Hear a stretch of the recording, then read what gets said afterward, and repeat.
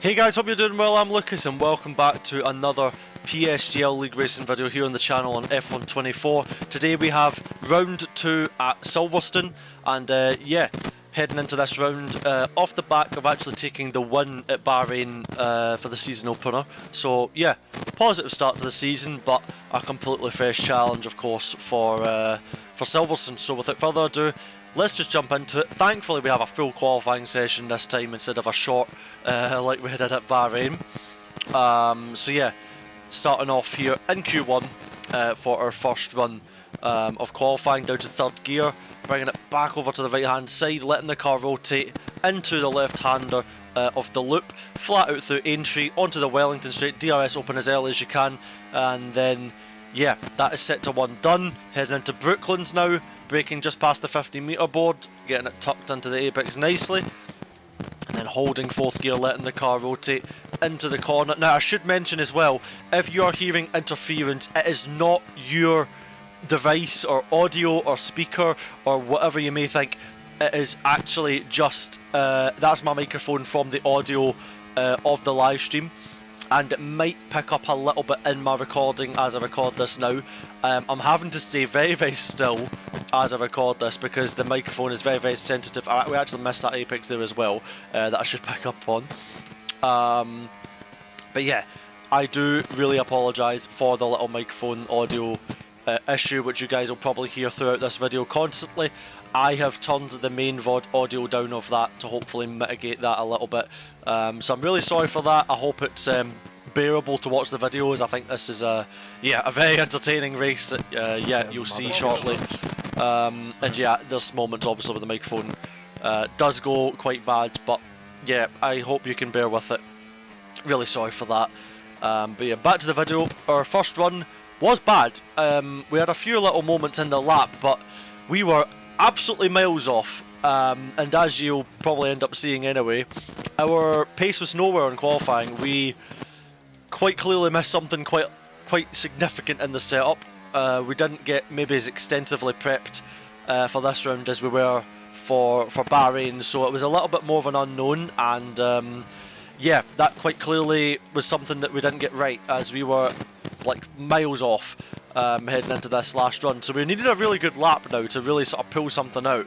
And yeah, starting off the lap now, we are a 10th up, so a nice opening to the lap, but we do definitely need more than that, as we were many tenths off the top spot, which is way more than it should be. And also, you know, around Silverstone there's only so much time you can lose, like driving wise, so to be, you know, it's quite a simple track in that regard, so it's like, you know, to be that far off was quite telling. But yeah, tidying up our act a little bit now as we head towards the final part of this lap, nearly 3/10 up, as our opening run was really poor, but ultimately having to pull out quite a good lap here for the end of Q1 for us, diving into the chicane nice and smooth through the final chicane, not really taking any risks in sector 3 and putting in a lap. And it wasn't even, you know, that was a really clean lap for us, you know, that was like tidying everything up, and it wasn't even P1. So yeah, ultimately not a good sign, to be honest, as we head into Q2 now. And yeah, all we can do is just put in the laps and see where we end up. Something that was a major issue around this track is just the lap to lap consistency, you know, like the building a lap time was just didn't really correlate. It wasn't really making much sense. Heading into sector 1 though now, or through sector 1 I should say, yeah, relatively clean through there, no major dramas. You know, there's no major errors that you can sort of see or point out. Maybe tiny little critiques here and there with like how we enter a corner, etc. But yeah, all clean so far. Nice and tight through Luffield, getting the exit now, getting on the power, ERS deployed, and then yeah, heading our way down towards Cops, which is completely flat out. But one thing with this track that is insanely frustrating is somehow you would think that Silverstone is the bumpiest track in the world. The car constantly hits like tiny random little bumps around the circuit, which is insanely frustrating because yeah, it just shouldn't be like that, but that's what we've got to deal with. And yeah, this lap has been, it's been pretty clean, but it's just been very slow. I don't really have anything to comment for it really. I mean, there's no major dramas, there's no major errors. You know, we're heading into the last chicane now, Yeah, nice and smooth, getting the job done. You know, only minor little things wrong in this lap, and it was slower than Q1. So, yeah, wildly out on the qualifying pace. Yeah, definitely didn't get the quali setup nailed for this one.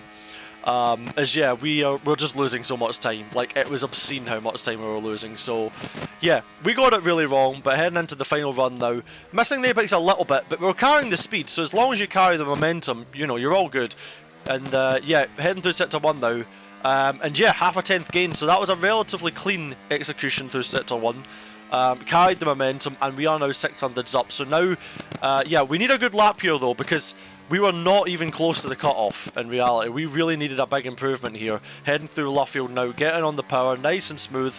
And yeah, we are now 700-800s up. So we are on a good trajectory, but we were a 10th away from the cut-off on our first run. And we're P13 as it stands, so yeah, we need more than this. It's not looking good at the moment. And yeah, heading into Magus, Beckett's and Chapel. Through the left, chucking it into the right-hand side. And yeah, we just not really gaining lap time. You know, I don't really have much, there's not really much to comment on it, to be honest. We're just not generating lap time whatsoever. Heading through Stowe now, you know, nice and clean.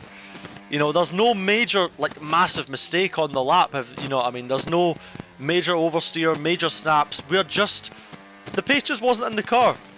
And I don't like saying that because it sounds like you're making a very, very woeful excuse. But, you know, to no one's surprise, we were out in Q2. You know, we put clean laps on the board. The lap time just didn't generate. Sure, I could have done maybe a little bit of a better lap, and we maybe probably would have sneaked into Q3. But we were, it was just not happening. We were, even with that lap, like 800s out from Q3. So fundamentally, miles out. So, you know, that's sometimes how it happens. You know, we got it right for Bahrain. We got it wrong in that qualifying. We'll figure it out. It's not a big drama. But here we are now, P12 on the grid, and let the games begin. Let the fun begin. We have a full wet race, and we are starting on the inters. I reinvented my whole setup before this race. A complete gamble, a shot in the dark. It's lights out, and let's have some fun. Getting off the line reasonably well on these intermediate tires. We have a split between inters and wets here on this opening lap. Barry actually got tagged into turn 1 and went wide there. So we're already up one position. We're going to go for the inside line, braking really late. It is super, super slippy to start this race. And yeah, we're going to hang it around the outside. I believe it's 3 wide into this little loop section. And yeah, just trying to get on the power. Side by side, I believe, with Tamascal. Getting on the ERS now. We're side by side as we head down Wellington Straight for the first time. And yeah, we're just trying to suss out the grip. You know, we had, you know, probably most of us in this race had done 0 wet laps.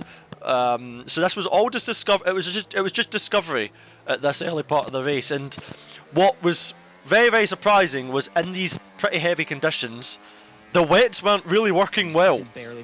You know, the inters were working, and I mean, it was going to go towards inter conditions anyway, so going onto the intermediate tyre was, you know, our chosen strategy to try and minimise pit stops, as the pit loss is relatively big here, being Silverstone. And yeah, a pit stop less is usually a good thing to do, and round the outside of Jake, in a rather unconventional spot, but him on the wet, it's just not getting them fired up. Now onto the back of Declan Barrett. And yeah, up 2 positions already, and you know, when it rains, I usually have a good bit of confidence. I really enjoy wet conditions. And it's always an opportunity, you know, and I mean, as I said at the start of this race, I reinvented the setup quite considerably for the race. You know, at the end of the day, I wasn't going to learn anything running something that was already 3/10 off in qualifying. So, you know, I reinvented some things, and the wet weather always throws in a bit of opportunity, and I love the wet. And yeah, we were absolutely throwing it in. Ismail Fassi ahead of us on the wet, going completely off, defending really late there. You know, you could maybe make an argument for an unsafe rejoin. We actually go in too hot though, so we kind of cancel our own argument out there. Didn't affect anything negatively, so we got away with it. Just a little bit of a wheel tap. I've certainly seen worse. And yeah, round the outside now of Ismail Fassi, correcting the rear. The car was so oversteery, super pointy in this early phase of the race, but we get the move done. Up to P9 now on lap 2, skipping on to lap 3. We just sort of gathered ourselves, tried to rebuild our battery a bit. The cars ahead were pushing on, but we had a lot of confidence in our pace. Obviously, the car was a little bit loose, but we had confidence, and now trying to have a look at Declan Barrett, having a look up the inside. These guys were all a little bit quicker. I think I was probably one of the slowest on the straight due to our chosen choice of setup, I guess. But we were so quick in the corners. We were, I mean, yeah, I think the video says everything. I mean, we just glided up the inside of Declan, and then look through here, Maggots, Beckett's, we are just gaining so much time on the cars around us, albeit those drivers ahead are on wet tires as well, so that probably, yeah, didn't help them, as the inters were quicker, probably even after just a few laps. Brendan now going up the inside of Shinaka Clay, and yeah, we sense an opportunity, so we're going to get on the energy a little bit, go up the inside of Shinaka into the Vale chicane, hanging it up the inside, and then round the outside through Club, and that is us now up into P7 at the end of lap 3, 5 positions gained, and feeling really, really good. Purple sector 2 on that lap, and we have our good friend Brendan Lee ahead of us now. Struggling on those wet tires, the rear end hanging it loose for him through Farm Curve, up the inside now into Village, and yeah, we're not going to quite get the move done, so we're going to try and set ourselves up for a move. Yeah, down the Wellington straight, potentially into Brooklands, trying to straight line the car to get the traction, and yeah, up in the slipstream now, having a look up the inside. Brendan leaves as a card width. We decide to go for it. Brendan doesn't put too much more of a fight up. I think he realises at this point that, yeah, the inters were just for some reason crazy good. I don't think any of us on the inters maybe expected the inters to be good this early. We were probably playing the longer game, but it actually ended up coming into effect way earlier. So yeah, on lap 4 now, up to P6, and we have Thomas Ronar, who's on the wets. I mean, we just gain so much time in every part of the corner. It was bizarre. And also setting the fastest lap of the race while making overtakes. So, again, the confidence was rising. We knew we were quick. And at this point, I'm thinking, okay, how do we win this race? I mean, we went from P12 to, on lap 5, into P5, thinking about how do we win this race. So, it just goes to show how quickly things can change in league racing, in competitive, you know, F1 racing, I guess. You know, things can change very, very quickly. And heading through Maggots, Beckett's, Chapel, chucking it in, just throwing it in with the momentum. We knew we had good performance, so we were just committing hard. And again, Purple Sector 2. And yeah, we've got cars ahead fighting like crazy, bringing our battery back up. You know, you have to really micromanage your battery through the lap and pick and choose where you use it. But we wanted to keep forward, you know, making our way forward, as I believe, I don't know who made that pit stop, Danny Beresney there, I believe, making the pit stop, yes. And now we have Otis Lawrence on the wet tires and Tom Manley ahead on the inters. And we have Jarno Opmiers, who set the fastest lap on that run with the clean air. On the intermediate tyres, he had a clean breakaway from the pack, starting a bit further up than us. But yeah, he is also on the inters, and so is Tom Manley, crucially ahead of us. So, unbelievably, on lap 6, we are into the podium places, which, yeah, I was not expecting, but I was certainly happy to, you know, happy to take it. And yeah, having a think about trying to get Tom Manley now going up the inside into Brooklands. We have a look, he leaves as a car width. We have a little bit of just side-by-side action, but ultimately not enough to get the move done. We're purple in sector 1 now. And yeah, we're just straight line the car a little bit, try and get the release. And yeah, Tom Manley holds on to the position for the time being. And yeah, we start thinking about how we set our move up later in the lap. But we look at the commitment. We just have so much potential through Cops. And we see an opportunity. We go up the inside into Maggots. And that is the move done. We are in P2. And now our eyes are forward. We're just throwing the car in. It felt like a rally car, to be honest. Like, the car had so much front end. And yeah, it's probably evident, sorry, at this stage. And yeah, now, as we skip on to lap 7, we set the fastest lap of the race, skipping on once again another fastest lap of the race. We were now on the hunt to catch Jarno ahead of us, and again setting the fastest lap of the race. It was just a constant pursuit, trying to chip away at that gap. And again, fastest lap of the race. I don't know how many more laps we get away with it, because people who had obviously boxed for fresher intermediates, yeah, there you go. So now we don't get the fastest lap of the race anymore, but we do continuously chip away at that gap to Jarno. It was 3.1 seconds, but unfortunately for us, we are down on fuel. I don't know if you guys could see the value, but we were down at one point. It was like 0.25 of a lap or something.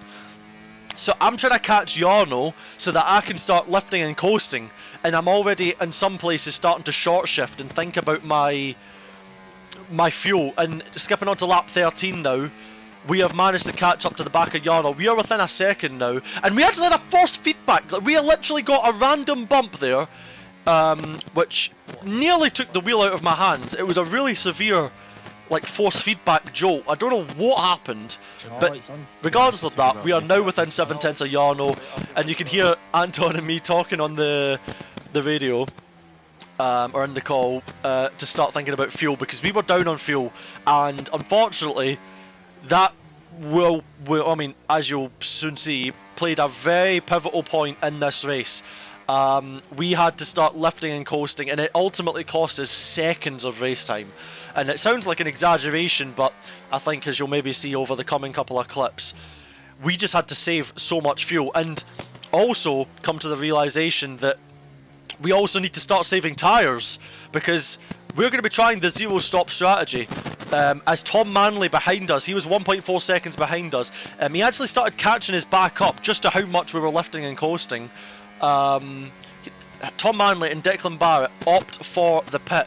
Now, Jarno and I are opting for the zero stop strategy, and it was a viable option, but unfortunately, it was just a little bit hard to predict. I mean, you can see now we are well into tyre saving territory. Sorry. Minimal slip on the rear axle to try and save that left rear. That was the limited tyre. It was the left rear tyre in these conditions, and yeah, we are now driving seconds off the pace, effectively, to try and minimise the slip, to save the fuel. We are still red here, so yeah, it was unbelievably frustrating at this point, because I knew we had so much pace, but I was fundamentally limited. I could not push at this point, A, because of tyres, but mainly because of fuel. I think without the fuel, we'd have been able to manage a little bit easier, but keep a higher pace, and would have been able to sort of lead to this race and, yeah, manage a little bit more easily, I guess, to my own sort of will. But we are green now on the fuel, but only just. And we burned fuel so much in that early phase of the race. I mean, I had half a lap extra, I think, starting the race, and very quickly burned like 3/4 of a lap of fuel. So I wanted to make sure that when I took the lead, it would have been enough. But that was impossible to predict when that was going to be enough. So ultimately, sticking behind Jarno, trying to save fuel and tyres. But the really annoying fact in all of this is, because of how much saving we had to do, mainly on the fuel, but obviously the tyres as well, because, you know, there's only so much you can predict. You have to save tyres as much as you can. It's impossible to predict exactly where you're going to end up. Tom Manley now, who made the box, is only 11 seconds back from us now, but gaining at seconds a lap on lap 21 here. So yeah, that is far from ideal for us, because he is catching us, and at this moment he was scheduled to catch and overtake us. So yeah, this was not an ideal moment for us in this race. And yeah, I'm just trying to save the fuel as much as I can and know that when I can take the lead, I can just go for it. But in the meantime, just trying to save the tyres. But obviously this race was getting a little bit drier as it sort of got to the end as well, but which unfortunately obviously kills the Inter a little bit more. And yeah, on to lap 22 now. Tom Manley, 8.2 behind now. But yeah, we are now 0.2 up on fuel. I didn't even know at this point if it was going to be enough, but we're going to try and go for the lead anyway. We're going to go around the outside of Jarno. He didn't put up a fight with it. I think he was happy to try and sort of continue saving, as we were as well. We weren't like taking the lead and then driving like a, you know, rally driving it away. We were just trying to, you know, pull away with pace and sort of use the fact that we'd saved the fuel and actually just drive without fuel saving, while still saving the tyres. Like, there is only so much I can do to save the tyre without losing loads of time, and unfortunately for us, I'll try to. we had Tom Manley catching, so I had to, you have to still sort of keep the pace up anyway. We were going for the win here, and yeah, Tom Manley 7 seconds back or just under, with 4 laps left to run in this race. It was going to be a tall order, but we were going to try and make it work. Because I'm not really bothered about coming P2 or P3. I'd rather try and go for the win.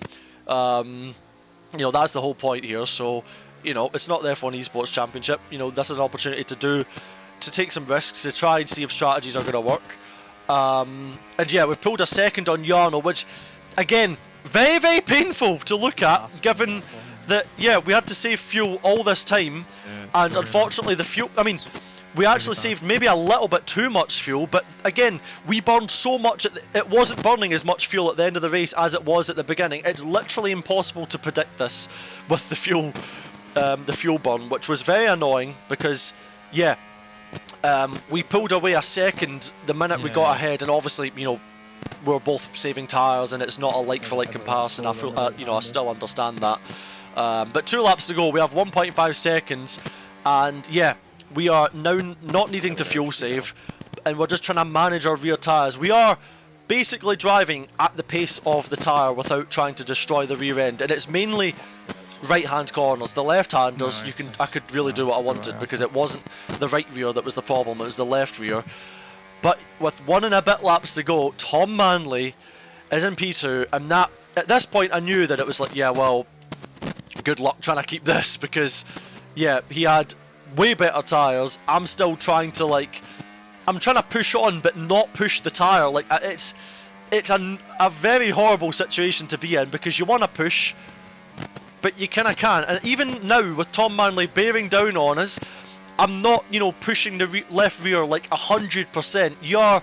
It's sort of 90 something percent, but ultimately whether you get a puncture or not, as we were now into, and I believe, to be honest, Jarno and I would have been very similar on tyre wear. There was no way we were miles different. We would have both been in the 80s or something like that.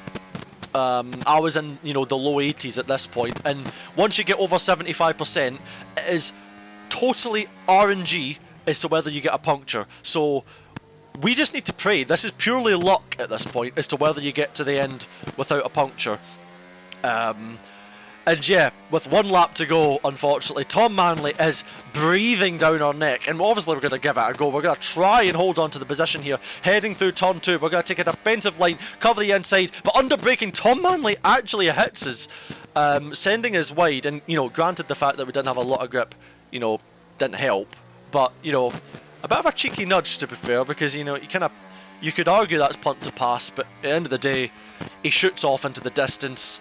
He probably would have got away with it, even if you take it to the stewards and argue your life for it. But yeah, a bit cheeky, but at the end of the day, I was fighting a losing battle. The game's the game. And now, yeah, obviously we lost a bit of time fighting Tom Manley, so now we have Jarno 6/10 behind, but I think we had enough to cover him coming into this final section of the race, as it would have taken quite a lot for Jarno to pull that gap back. But now it's just trying to get to the end of the race. Tom Manley's up the road now. We only have basically 1 sector to go in this race, but heading through Chapel, we get the puncture with 4 corners to go, and of course the puncture completely auto spins. There's literally nothing I could have done to avoid that, as the puncture delaminated literally when we were on the curb. There's literally nothing I can preempt to do that, sadly. So yeah, very unlucky. In the end, we got a puncture. We are freewheeling down the straight now, and we're absolutely going to drop out the points as well, which is very painful. It's the way it goes. Tom Manley takes the win, Jarno P2, Declan Barrett P3. Congrats to those guys. But shoulda, coulda, woulda. Bit unlucky with the puncture. Quite unlucky, even probably more annoyingly with the fuel saving. I think without the fuel saving, it would have made it probably even easier to save the tyres in some way, because I'd have been able to drive at my own pace and, even smoother. Maybe. It is really shoulda, coulda, woulda. There's no way to exactly know. I personally think if I didn't have to save the fuel for as long as I did, and was able to control my own pace and manage my tyres the way I wanted, that, yeah, the win was quite possible. But you'll never know. We're all very good at making racing drivers excuses, but nonetheless, plenty of positives to take from that race. We had incredible race pace in the wet. We were flying at the beginning, and yeah, if it weren't for a few things, then we would have been we would have been in a very good position. I think if we also did the strategy that Tom and Declan ended up doing, then ultimately that was maybe the better strategy as it worked out. Albeit only just worked out, and you need to factor the fact that we were saving fuel and tyres, and yeah, there's a lot of variables. But we tried the zero stop strategy. It was possible. It unfortunately didn't work for us, which was just completely. I mean, some people went to 90%, didn't get a puncture. Some people, I think Thomas got a puncture at 75%.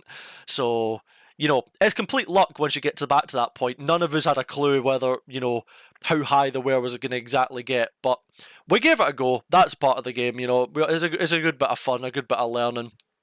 And yeah, actually quite a fun race in the end, with having to make overtakes, and yeah, just a bit of a shame about the fuel, because that kind of like put a hold on the race and took away maybe a bit of the fun. But oh well, that's the way it goes. Congrats to the podium, and yeah, thank you very much everybody for watching. I hope you guys enjoyed this video.